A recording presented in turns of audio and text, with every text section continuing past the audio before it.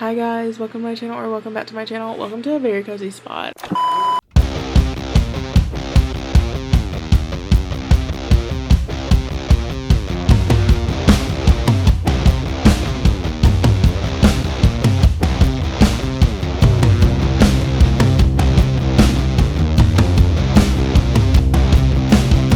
Restarted Funny You Should Ask, and that gets us sort of to today's video and what it's all about. So hi, I have decided to reread some of my 5-star reads. I've been wanting to reread Beach Read, and my friend Maddie reread it, or not Beach Read, but she reread Happy Place in her video this past week, and I decided I want to make it like a series.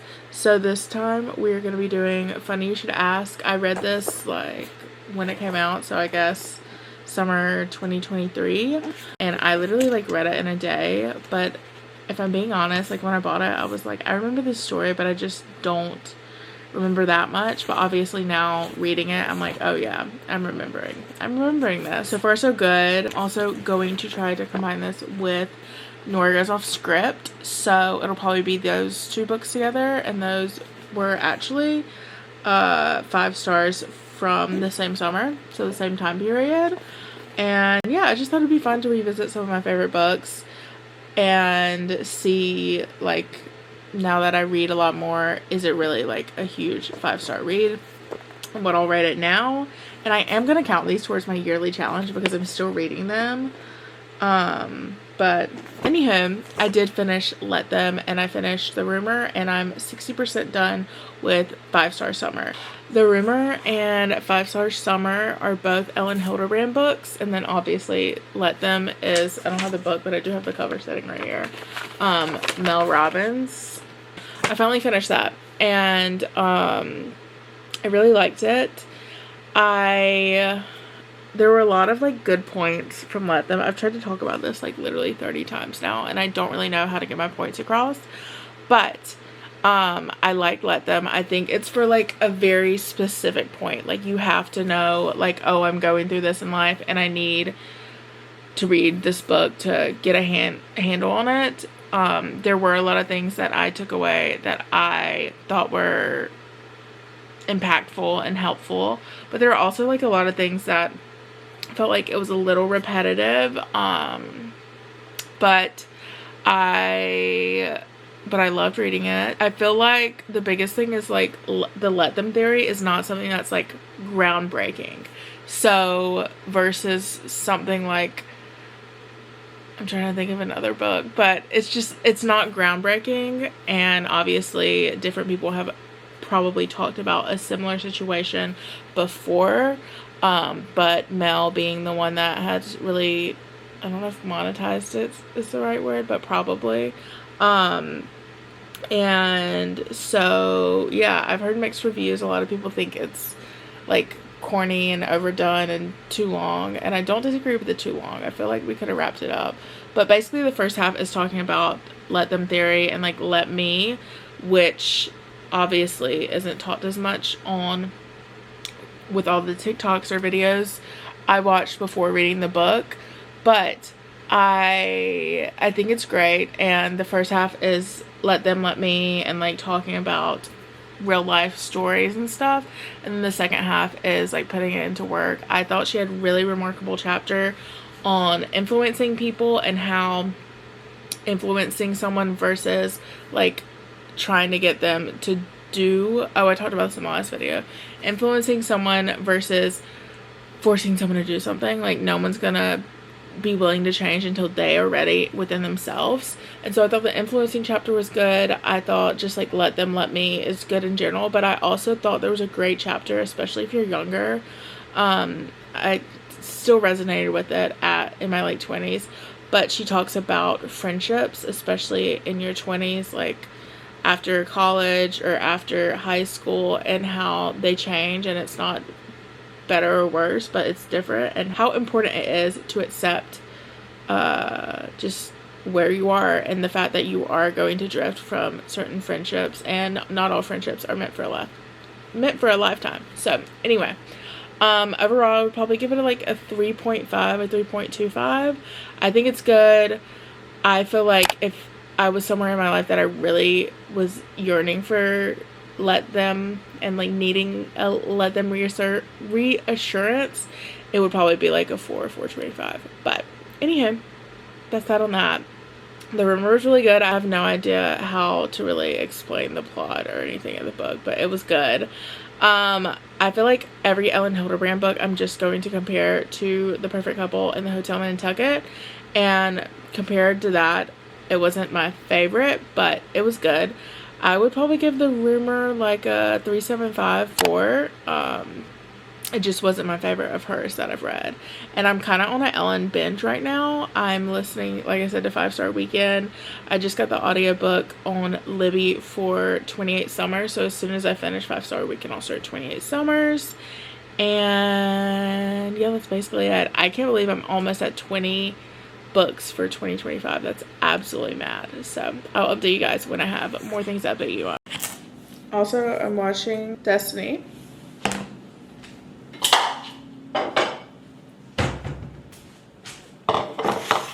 There we go. Not touching you. Oh no, my camera's gonna overheat. Okay, I might run out of time. But this has been my carrot fixation. And honestly, I probably should have cooked the other sweet potato. But I'm not like super hungry. And I'm gonna be eating a lot of bread at dinner tonight. So I'm just gonna eat the leftover. But if you want to do like the full bowl, it is sweet potato, avocado, ground whatever. I used ground chicken this time. I usually use ground turkey, but I switched it up a little bit. And then a sweet potato, and is that everything? Yeah, and then you drizzle it with hot honey and chef's kiss. Oh my gosh, no, that's not everything. Cottage cheese, you add cottage cheese. And it surprisingly makes me so full, which is so nice and so hard to come by for a low carb like meal. But anyhow, I'm gonna eat this. Hi girls, what's up? It's the next morning. I've just been doing my little morning routine, drinking my coffee. But I want to talk to you guys about where I'm at with reading.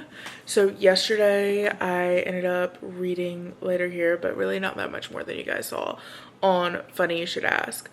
And I just downloaded the audiobook to kind of help me get through it a little faster because today I have work, so I just like won't have time to read. I won't have as much time to read. So right now for rereading my 5-star read, I am at I think 30 pages, chapter 3 maybe, I can't remember. Honestly, if I listen to it all day, I might be done by the time I see you guys next. But I did want to speak to the fact that one of my goals, actually I've had this goal every year, I think for the past like year and a half, 2 years, is to finish the Magnolia Park series. And I have The Long Way Home. I am currently I'm on page 20, starting chapter 3. It was really hard for me to put this down last night because I already got sucked in and wanted to read it. I already have something highlighted. Actually, I already have a few things highlighted, which is crazy. But as soon as I like get into a book, it takes me like, not a book. For the Magnolia Parks, this has happened with every book I've read. This is the 3rd of Magnolia Parks, but the 4th Jessa Hastings book I've read.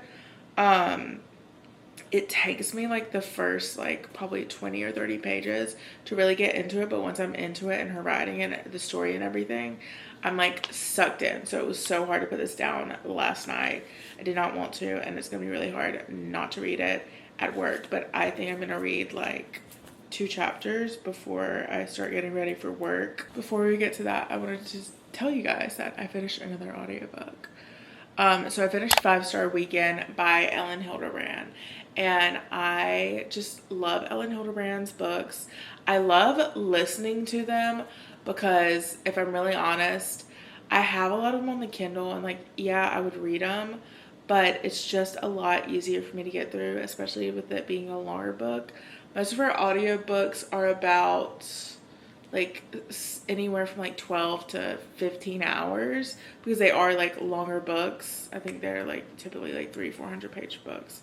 The point is, it's just easier for me to listen to them. So that's what I've been doing. That is my second Elin Hilderbrand audiobook. 5-star weekend. I loved it. I thought it was so good. I'm trying to think how to like tell a story without like spoiling it. But basically, I had no idea what it was about going into it. I just knew it was another good Elin Hilderbrand book.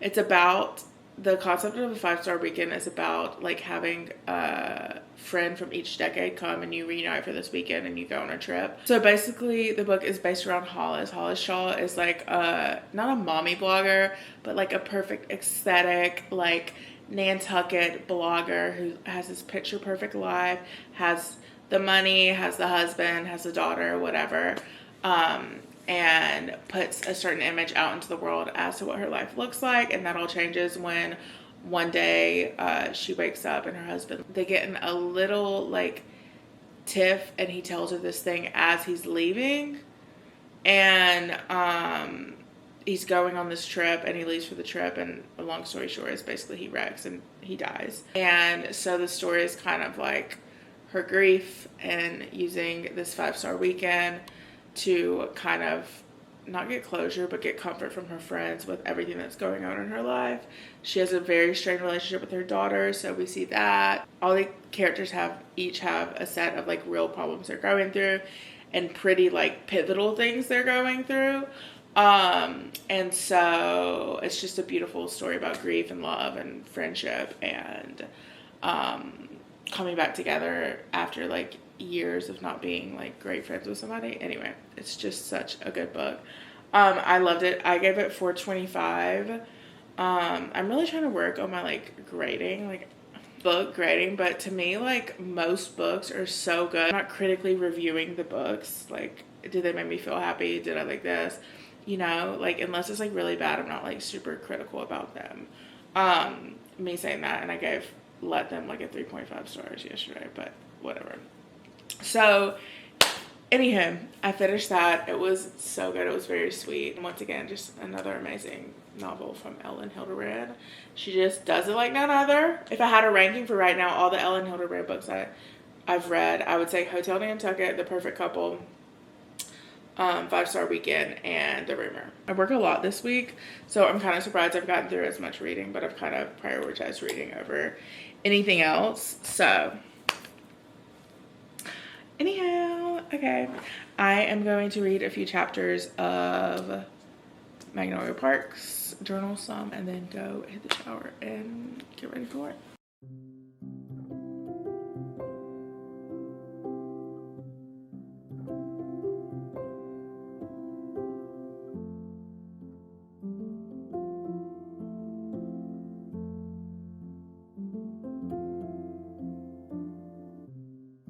How did you find me?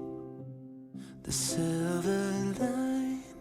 I was blinded by the dark till you showed me where to start. Wherever the wind blows, wherever your light goes, I will follow you around. I won't let the sun go down without. Hi girls, I got new blue light glasses. Please don't grill me in the comments down below. Okay, thank you. Hi, it's 11:45 at night. I worked a double today, but I did get actually a lot of reading done at work. I ended up listening to a lot of the audiobook. I'm now halfway with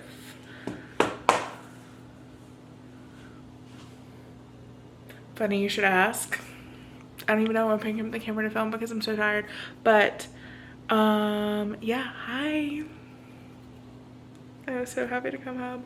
I just wrote for like hours, like probably like, I don't even know how long, like 3 hours. No. Hi divas, we're back to talk about none other than, okay, so I just finished rereading, and I know I kind of talked about it in the car, Funny You Should Ask. It was kind of the whole point of this video, and also one of my 5-star reads from a few summers ago when I first got back into reading. Or I guess like when I really started picking up. So this book, there's a reason it like got so much hype on TikTok or Book Talk. It's so cute. I love it. It's literally every fangirl's fantasy.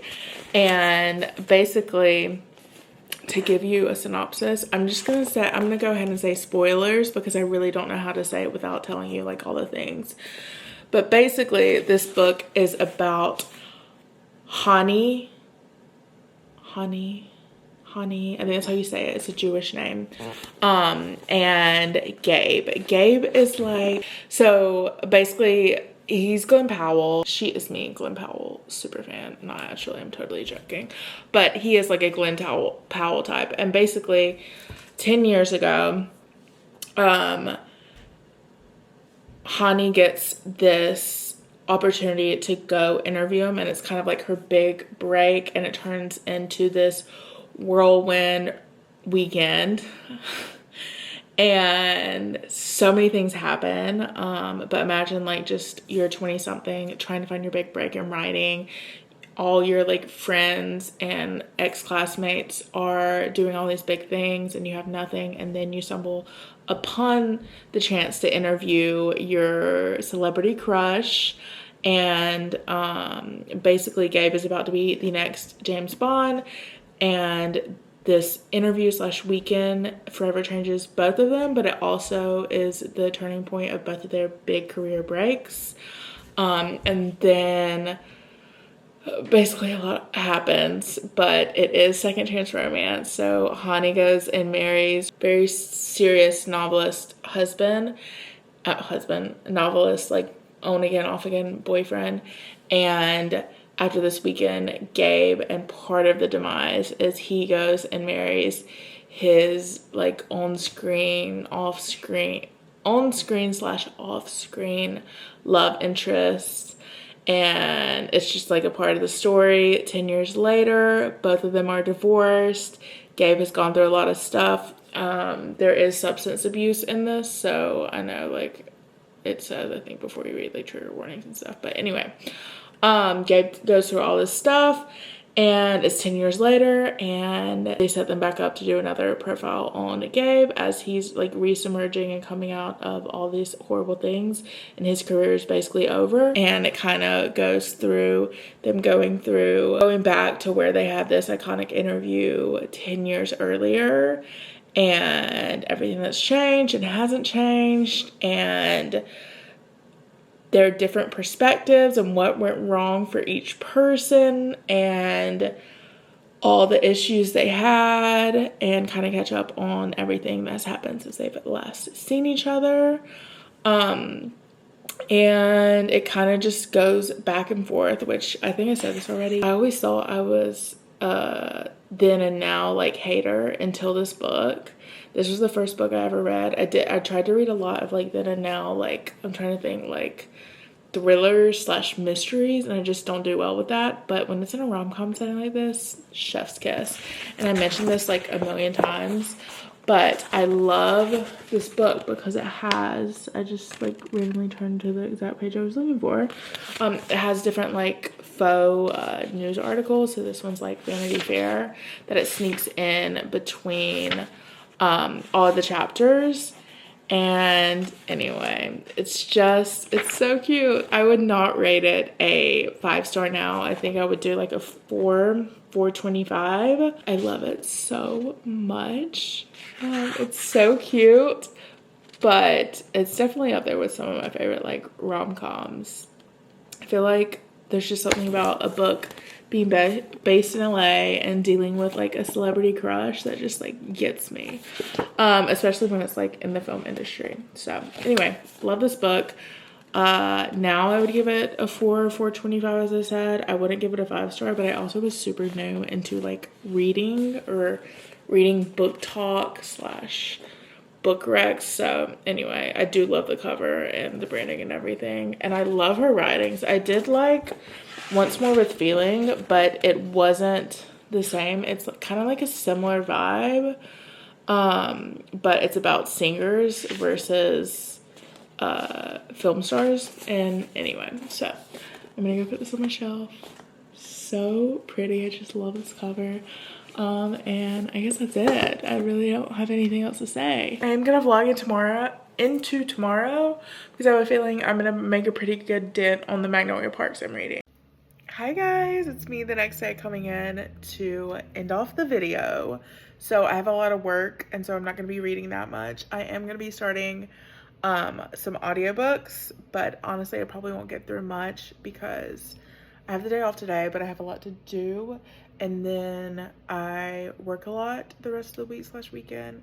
So I'm gonna end it off here. I hope you guys enjoyed this so much. It was so fun to reread one of my 5-star reads, also to finish up some other books I've been reading, and I hope you guys enjoy it. I hope you guys have a wonderful weekend, and I love you guys so much. Mwah.